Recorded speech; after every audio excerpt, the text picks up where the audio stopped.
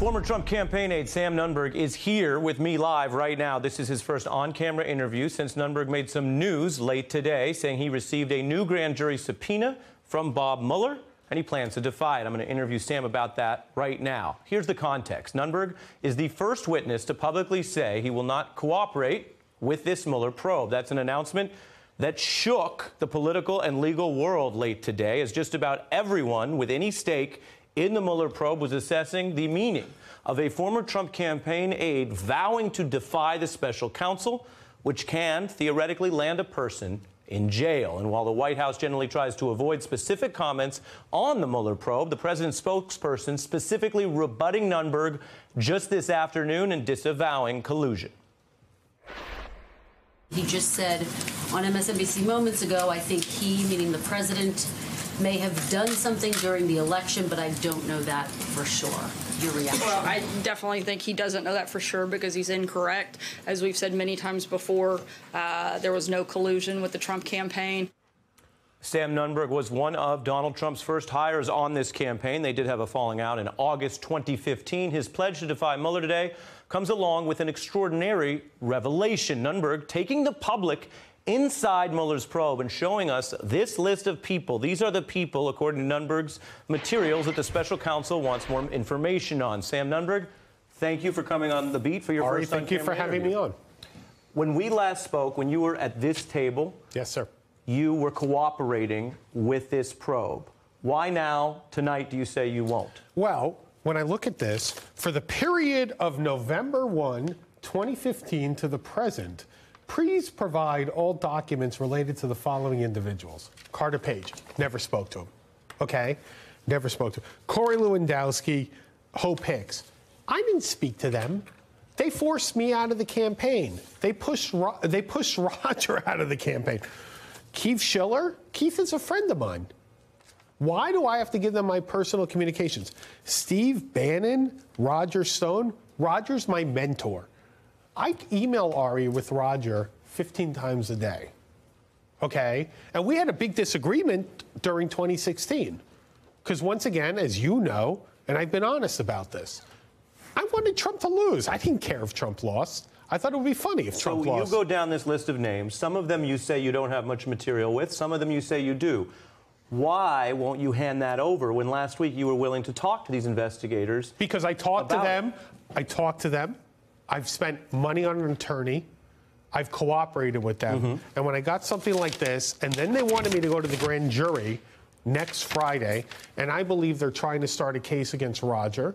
And the reason I believe that, Ari... let's just be clear so everyone can follow this. You're holding the subpoena from Bob Mueller's office. By the way... Well, let's just so we have the facts. That's what you're holding here, yes? Yes, this is the subpoena. You have it. It's a requirement of, as you say, to get documents and material on those people and also for you to go in the grand jury room. Why do you think after you did the other interview do they want to make you go in the grand jury room? Because they're trying to set up a perjury case against Roger Stone, and I'm not going to have it. Roger's my mentor. Roger is like family to me, and I'm not going to do it. I'm not going to do it. And Roger did not talk. Roger may have lied about it, let me be but Roger did not talk. Are you basing that view that they're going for Roger, they're trying to use you to get to Roger, based on a theory or based on the questions they asked you? Based on the questions they asked me. I have no idea in advance what they wanted for the grand jury. But what they did tell me was I wasn't going to be a subject or target, and I was going to get the same kind of immunity. But they wanted something. Now, Ari, let me just say something. They offered you immunity? Yes. Ari, let me say something. Sure. The idea that we had some major plot with Donald Trump after Corey Lewandowski, the minute he got hired, I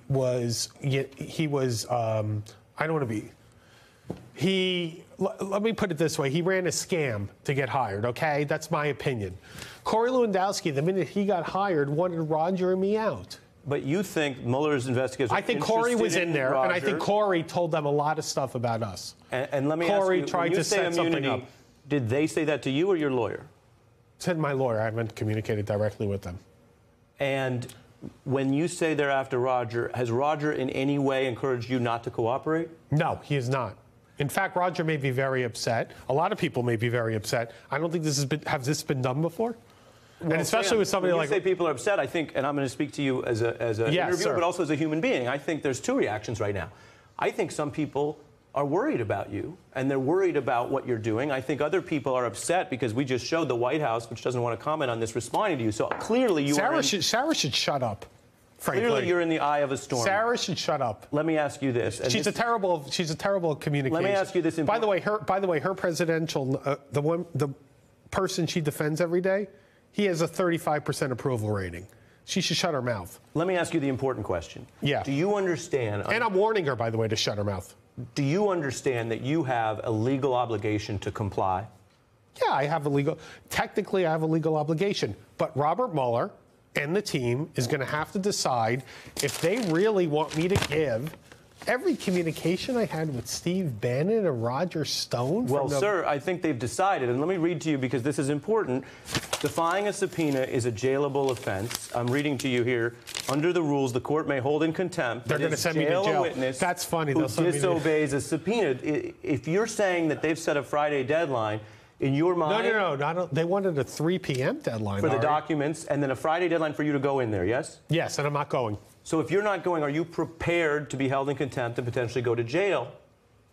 Yes. And you know why? And why? Yes, why? Tell us why. Because when they asked for something like this to me, and the way they treated, and Ari, you and I can disagree about it, and once again, Donald Trump is responsible for this investigation because he was so stupid after he fired Comey. He had the Lester Holt interview, and he had the Russians in his office. But if they're going to do something like this after the way they treated all the Hillary people with the emails during that investigation, I'm not going to have it. So because you're saying, I just want to get the facts because there's a lot flying here for people. You're making two serious claims, though, about what Mueller's asked of you. Number one, you're saying that they subpoenaed this information about these other Trump officials by 3 p.m. today, and that deadline has passed, and you're saying in defiance of it.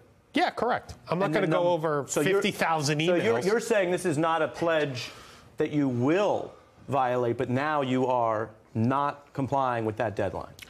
Something like this is so ridiculous after I went down there, after, by the way, I spent money on a legal, for a lawyer, and a lot of other people have spent a lot of money, and it's not fair. It's really not fair. Now, once again, it's Donald Trump's responsibility that this investigation is going on. And as I've told you, I think it was 100% right that he started this independent counsel, not because Trump fired Comey, which I'd agreed with, because Trump gave the Lester Holt interview and had the Russians. Because of the things he said about why he did it. Let me ask you a question that's not about the law. Yes, sir. You and I have both been around these types of situations, these types of probes.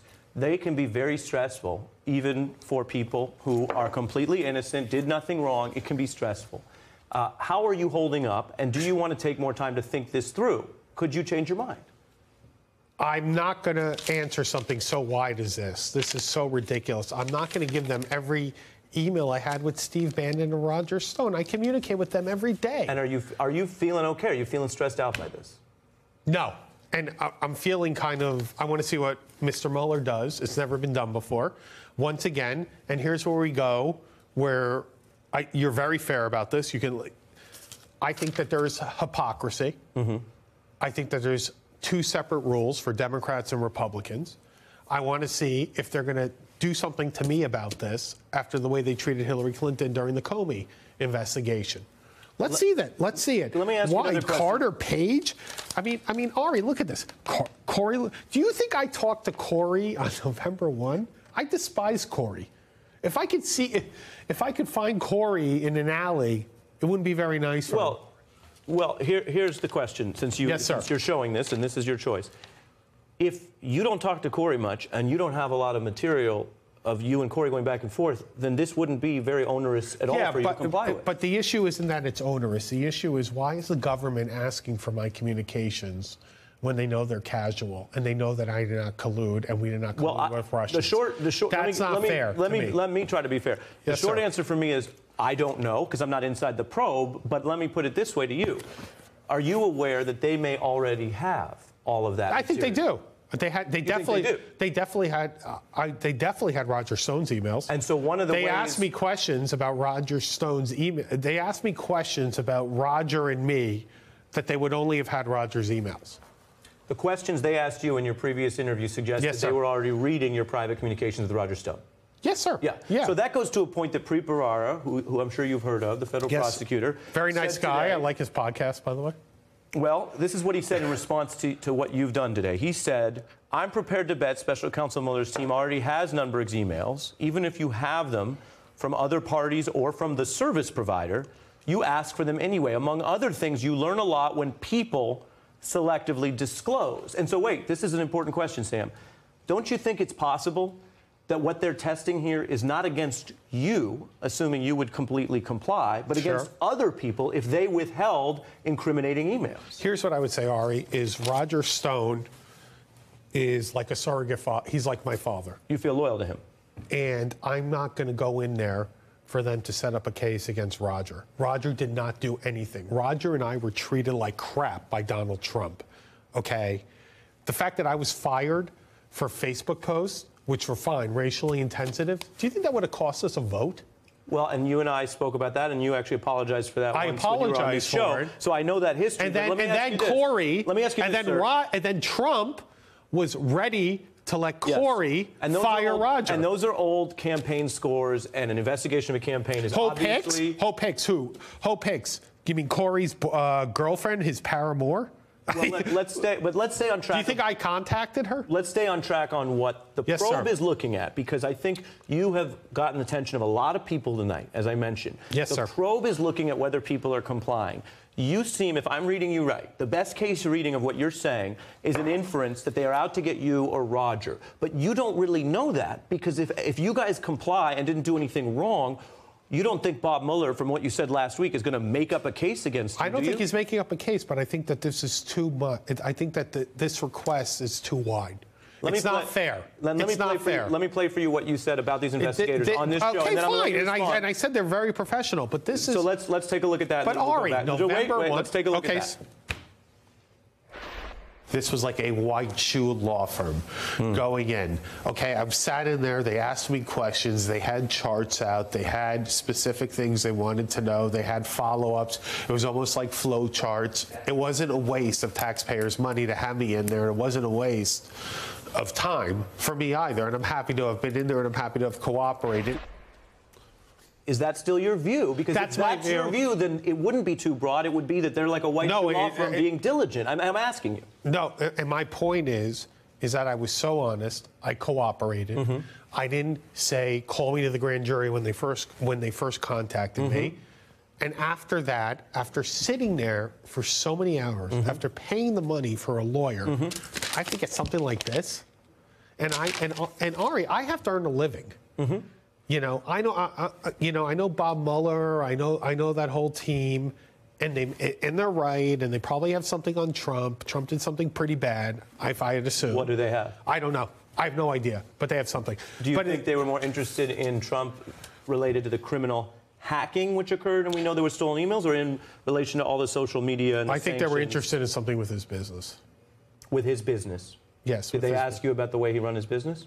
Yes, they asked me about his business, and I have no. By the way, I have no idea what he did, and he may not have done anything, and I could be wrong. You felt they were asking you more about potential crimes related to the Trump organization than related to the Trump campaign? That's what I felt. Yeah. That was your interpretation. That was.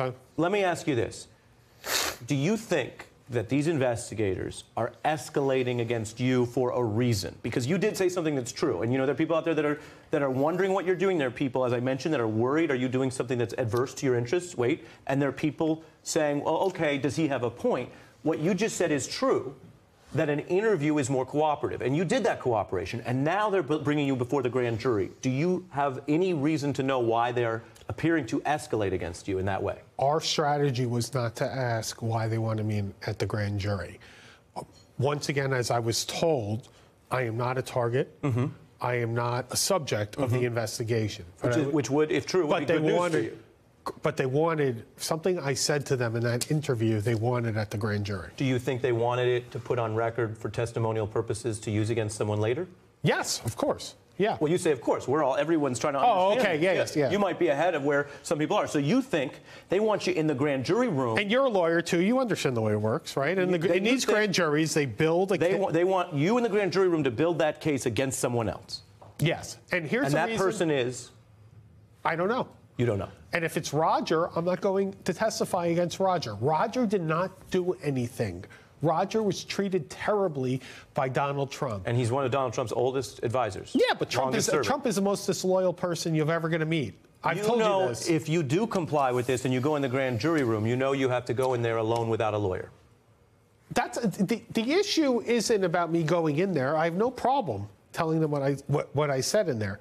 The issue is I don't think this is fair. This is over. This is the idea that Carter Page, Corey Lewandowski, Hope Hicks. I mean, Corey Lewandowski and Hope Hicks colluded to get Roger and me fired. Okay, Carter Page, never met the guy in my life. Never met him. Do you think Carter Page has criminal exposure? I think Carter Page colluded with the Russians, and I've told you that before. I've told you that privately. I think he colluded with the Russians. And how many people do you think he told he was doing that with on the campaign? I don't know. I don't know. I don't think he told a lot of people because I don't think he had a lot of power in the campaign. I don't think he had a lot There's been a lot of talk about how Mueller has not yet done anything in an indictment level regarding collusion. Do you think what you just said, your allegation that Carter Page colluded with the Russians, do you think Mueller has that from multiple witnesses? I have no idea. I have no idea, and I wouldn't be a good authority. Does he have that from you? No. No, Okay. I never spoke to him. Sam Nunberg, thank you for being here. I have another update. You're welcome to stay at the table, and you're welcome to continue to participate. I want to give viewers a little more context on what is a big development. Until today, think about it like this. Every single person who has spoken publicly about this Mueller probe, who's been involved, has at least publicly said they'll cooperate. Are you going to talk to Mueller? I'm looking forward to it, actually. Very eager. Okay. To explain to the special counsel, you know, whatever responses are required. And we will continue to cooperate with Bob Mueller in his investigation. We'll continue to cooperate and comply. I'm more than happy to be transparent about it, and I'm more than happy to cooperate with everyone. And yet today, as we just saw, a different tack. I want to turn to attorney Maya Wiley, who's a former counsel of the mayor of New York City and a talented and knowledgeable legal analyst for us. And you were also at this table with Mr. Nunberg, who is still with us, the last time he was here, and he spoke about what was, again, for viewers following this, the FBI interview. That's not the grand jury box. That's an FBI interview. Now, what you just heard from him, your analysis. Well, I'm really quite flabbergasted at the statement that Sam, you don't believe that there is anything that you would share that would implicate Roger Stone in a crime, and yet you would not actually come forward in a grand jury and then repeat the statements you've made already directly to federal prosecutors in front of a grand jury. It's rather astounding.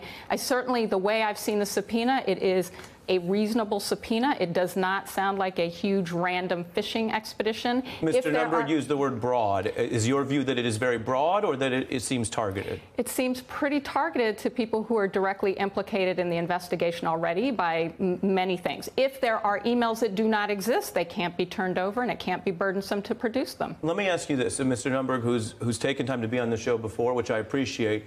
He said many things, some of them shocking, some of them may have been based on conjecture. He did say one thing that I mentioned earlier that struck me as very reasonable and something I've heard from a range of people caught up in this situation, which is, if I cooperated and I didn't do anything wrong and I've been told I'm not the target and I'm spending all this money, why is it getting more pressure on me? Why the heat? What did you think of his concern there that might be animating how he's feeling? I think it's a very human response to being a witness in an investigation. It's stressful. It is time-consuming. There's no question that in the process of trying to get to the truth, which, remember, it is the grand jury that will decide whether or not to indict, so that the grand jury can hear the evidence that the prosecutors have heard in order to understand the facts and circumstances that are being brought to them. So to sort of suggest that talking to the prosecutors is sufficient in the context of an impaneled grand jury is sort of saying, let's have justice with both eyes not just closed, but gagged and completely unable to engage in a criminal investigation. And this is where I'll disagree with you respectfully, is that I felt they were very biased against Roger when I was in there. I felt that they're going after Roger. I felt Paul Manafort and Rick Gates did illegal things.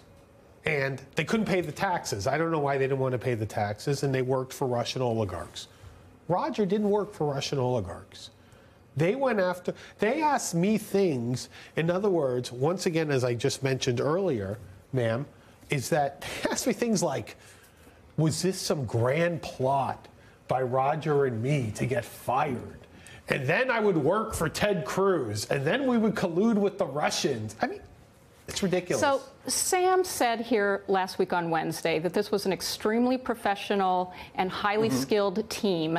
So the notion that they were asking questions, first of all, does not mean they were suggesting that that there was answers that would be true or false, right? Only that there were things that they were going to pursue. The fact that they asked them in and of themselves has nothing to do with what they will ultimately decide to take to the grand jury. I believe they're biased against Roger, But man. if we had a justice system that said that witnesses could decide the guilt or innocence of any particular individual and therefore not cooperate and make that legally permissible, essentially we would not have any system at all. Can you speak to that structural point that that Ms. Wiley raises? Because what she's saying is, I think wait. Okay. What she's saying, I just want to be clear. You get time. I know. What Yes, I do. What she's saying is that you may have, to put it in the best light possible, you may have a good faith, honest belief in your position and the innocence of your very dear friend, and I think anyone who's fair, who's watching, can relate to that. It sounds like you care a lot about someone, and you think they're in the right. He's my mentor, and he's like a father to me. And I think if anyone's fair and honest and thinks about the person that in their life that's in that role, they could understand the feeling you have. And yet Maya Wiley is saying something that's broader than that, which is you have, as I mentioned earlier in the interview, you have an obligation or federal law to comply because it's not your call or my call or Maya's call. It is the call of justice, which we have prosecutors to charge and courts to adjudicate. What do you say to her point that it's not your call? I say, one, you're right, and I'm making it my call. But here's what I also say. Why did they not indict Podesta, Podesta's brother? Tony Podesta probably has, according to the reports, significant foreign lobbying exposure here. Correct, and he worked with Manafort. I can't prejudge it. I can't prejudge it, but he is a person who, because it's not over. Because here's what I would say, and here's where we can agree to disagree. I always find that with these investigations, whether it was Scooter Libby, whether they didn't charge Hillary Clinton, that there's always a reason that the Democrats don't get tried and the Republicans do. Now, you're going to laugh at me. I'm going to definitely laugh. You are going to laugh at me. But you explain to me why she didn't get indicted. She hid her emails. Well, but I'm going to use moderator's privilege and say, yes, sir. You're trying to change the topic. No, I'm not changing the topic. What I'm saying is, the questions here are, and the reason you're here, that the statutes are so broad. The reason you're here is you seem to be taking a position that is befuddling and really affecting a lot of people, and people are wondering, is it the right decision for you, and is it the right decision under law? And here's why by the way, once again, Roger's my mentor. Roger's like a father to me. I don't care. They can take down Donald Trump. Take him down. If Donald Trump did something, take him down. So you're saying you would protect Roger but not Trump? I'm not going to go into a grand jury for them to set up a case against Roger, whatever case it is, which could be ridiculous.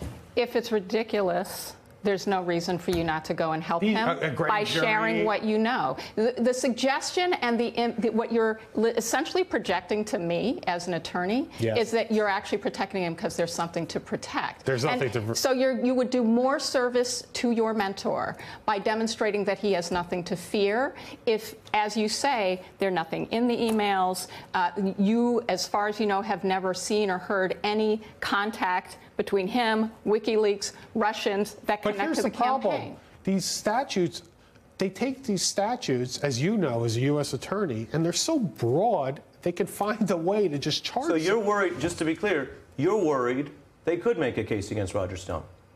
I'm worried that they're trying to make a case against Roger, that they're maneuvering. And what would that case be built on? I have no idea.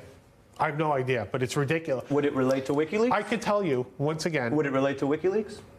It could relate to WikiLeaks. And here's the other thing, what I would tell you once again, and I want to be, and I've been very honest here. I was fired, Roger quit. We were treated like crap by Donald Trump. Roger could have done whatever he wanted. And I had a fight with Roger about this. I was happy to see Trump lose during the summer. Do you think the president saw your last interview on this show? He did, and you know what? I don't care. You know that he did? No, I said, yeah. Yeah. What do you want to say to him tonight? I don't care. You don't care? I don't care what he thinks. You know, I don't care. Once again, I worked for him from 2011 to 2015. He had separate sets of rules for Roger and me. When he hired Corey Lewandowski, who he thought left the Kochs to go work for Trump, which he did, and Corey was fired, and that's a fact, and Corey can come on your show and dispute it. He decided that we were trash. And then, as I've told you, he treated Michael Cohen very badly. Are you worried about Michael? Yeah, like I'm worried about Michael because I don't. By the way, Michael did not do any. I don't know if I'm going to bring in a former federal prosecutor who also has expertise on this. But let me ask you this question: does your lawyer think what you're doing now tonight is a good idea? I have no idea. I think he may have dropped me, frankly. I don't know. I definitely know my father doesn't like it, and my father's one of my co-counsels. I think your family wants you home for Thanksgiving, and I hope you will testify. Here's the thing, though. Isn't this ridiculous? No, it's not ridiculous, Sam. Is it November? So not ridiculous. November 1, 2015. I talked to Steve Bannon and Roger 15 times a day from November 1 to 2015. Well, talking to them in emails are two different things. So they could subpoena your phone records as well. And they're more than welcome to. But my point is, if you had email exchanges with them during a period that is under investigation, with people who have clearly been implicated in some way. That doesn't mean they've committed a crime, but clearly have been implicated in transactions that relate to understanding whether or not there was a violation of federal law here. Then it is a completely reasonable request to ask for those emails.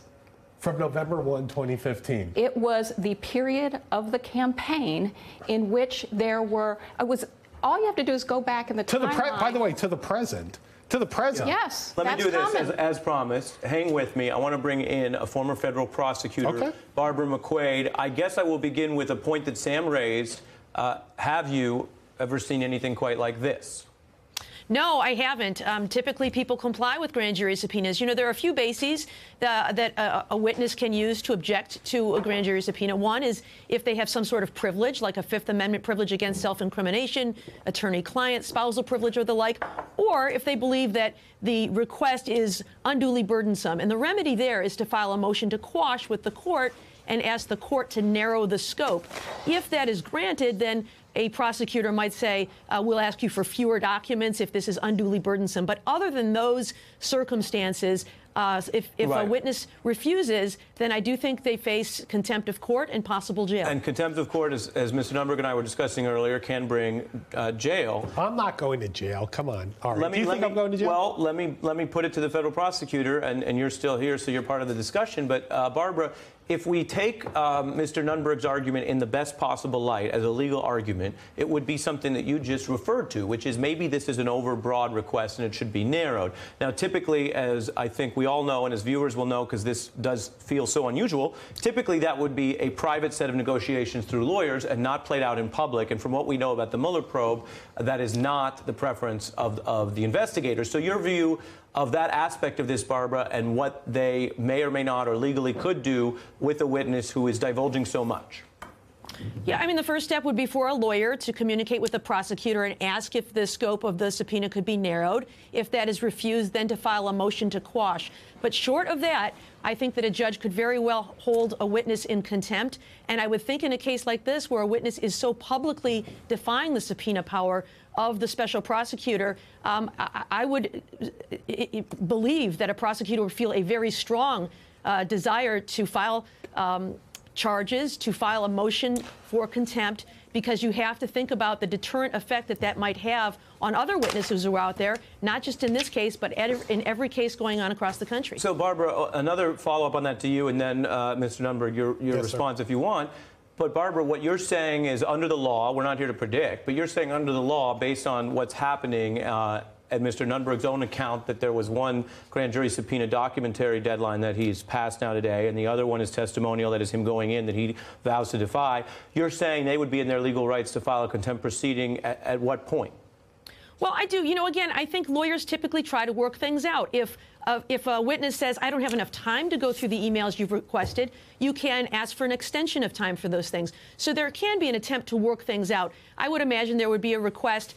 Is he really defying our subpoena? Because I've heard a lot of reasons. I've heard unreasonable. I've also heard I don't want to incriminate my mentor, Roger Stone, which would not be an appropriate exercise of the Fifth Amendment right, which is about self-incrimination, not against incriminating others. So I think they would want to clearly define what is the basis for your objection. Do you just need a little more time, or are you truly defying this subpoena? And if it's the latter, I do think a motion for contempt of court would be appropriate. And you asked about if you've ever seen anything like this. The one example that comes to mind is Susan McDougal, who refused to testify for the special counsel in the investigation of Bill Clinton. She was held in contempt and was jailed for 18 months for that contempt. So, Sam, your reaction to hearing that laid out here by a federal prosecutor, and your reaction to, I think, the implication of what Ms. McQuaid just said, which was, and I'm going to put this, again, yes, I try to be fair, but I try to be accurate. Yes, you are being fair. What I'm about to say sounds bad, but I'm going to say it to you.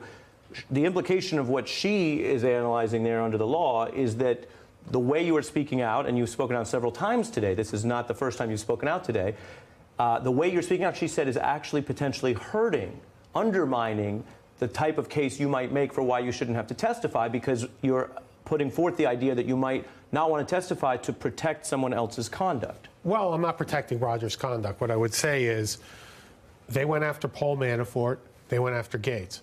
Now, Paul Manafort and Gates, I've never spoken to. I met Paul once at a Yankee ALCS.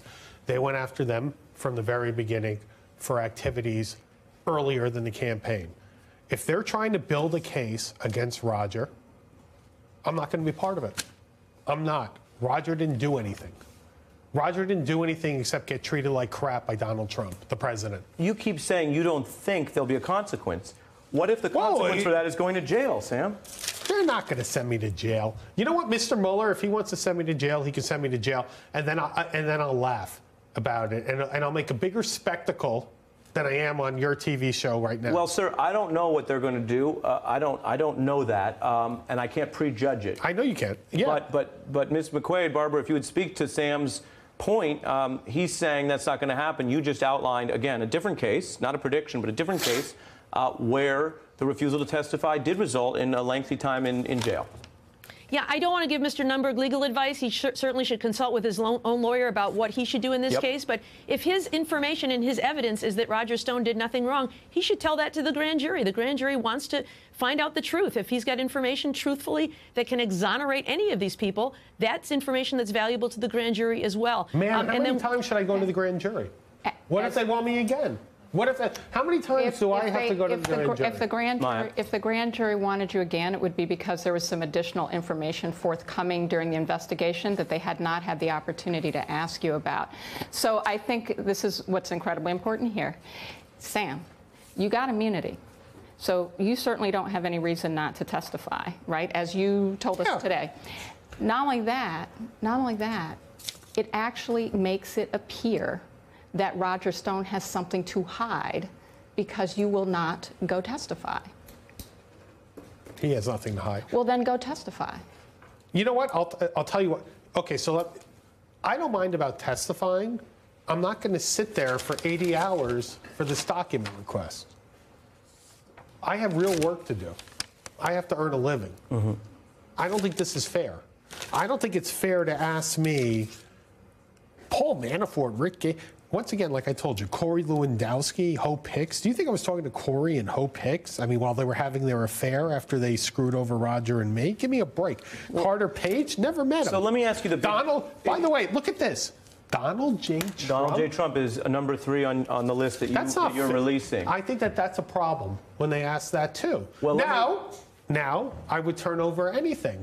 But no, you wouldn't. The whole point, the reason you're here right now, the reason we're talking about all this is you're saying you won't turn over things. That's the problem, Sam. Right? I'm saying I'm not going to spend 80 hours going over emails with Steve Bannon and Roger Stone because Let me ask you the final. Ari, Roger and me and Steve, we communicated like 50 times a day. And we talked about that. This is my final yes, question. Sir. I appreciate you sharing with us your thinking. It is certainly newsworthy. This is the final question for you. And again, I say this. Forget the law, forget the journalism, forget that we're in a TV studio. Okay. Is it possible as someone listens to you and you talk so much about all of these people and you've been through something with them and you feel that you've been through something that's been unfair, is it possible that in the heat of this, you're having a very strong reaction based on the strong feelings you have, and that over time, you might come around to a different view of this? Is it possible that this is coming in the heat of the moment? I think that in our discussion and what you said, I would have no problem going to the grand jury. But I, once again, don't want to have to spend 80 hours going over email. You'd rather spend possibly a year in jail than 80 hours going through emails. I'm not going to jail. You think I'm going to jail?